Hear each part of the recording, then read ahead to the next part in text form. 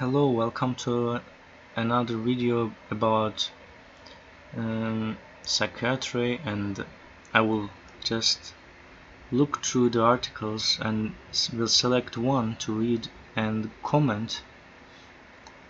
I think the first article looks interesting.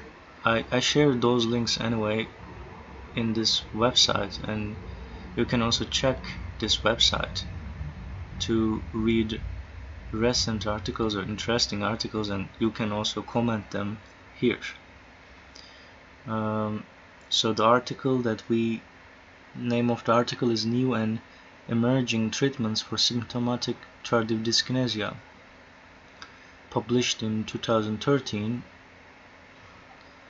and it is a review study, as it is obvious, and he is from Canada. They're all they're from different countries. It's not that important. It's not important at all. The methods to obtain relevant studies for review included a Medline research and review of studies in English. So I actually don't understand why is that important, because there's no way to reach all articles, and there's no way to be sure that you reached all articles, because let's assume that you reached articles like up to 12 a.m. and then at the same day they can publish another one, and I'm not sure Medline search offers many articles.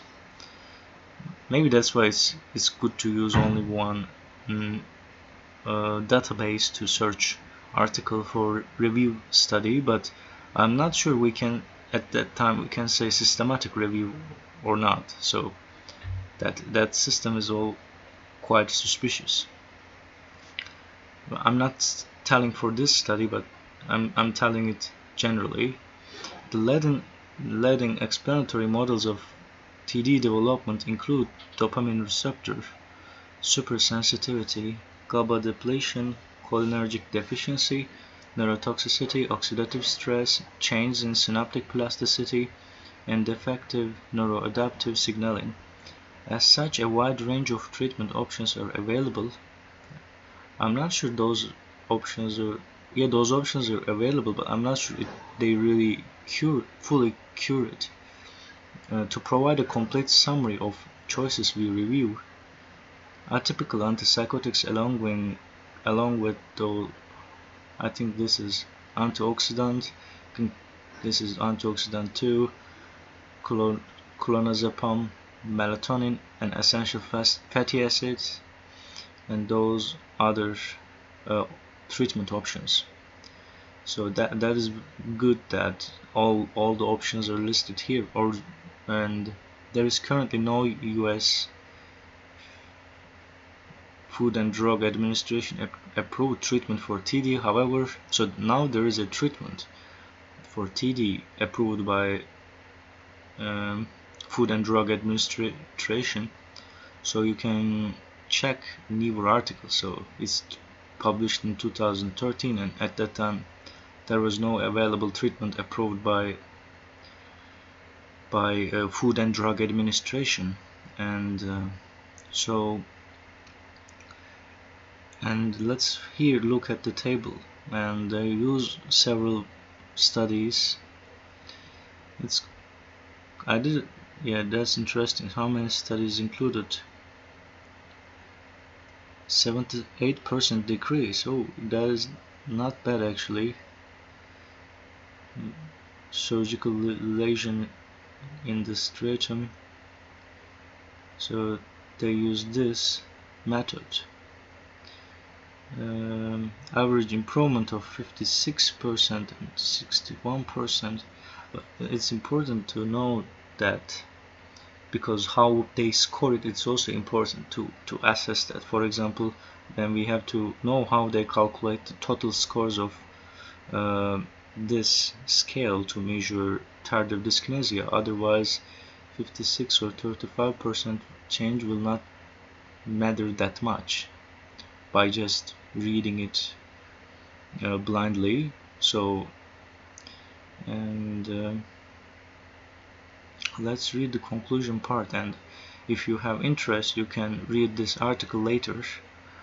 And it's antioxidant, right? Antioxidative, anti-cancer, anti-inflammatory, found in that grapes, that fruit, and this is also well known. Limited study has been done on the use of, I think it's better if they mention ginkgo biloba after resveratrol, because they are both antioxidants, tested for antioxidant potential as a treatment for TD. They suggest it for everything, I guess.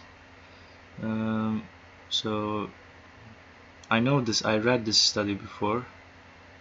The direct scavenging as well as indirect inhibition of free radicals via modulation of enzymes are putative mechanism of, that's how it works, due to its potential, antioxidant potential. Clonazepam GABA agonist was evaluated, and there are few studies are giving, and let's read the conclusion. Clozapine.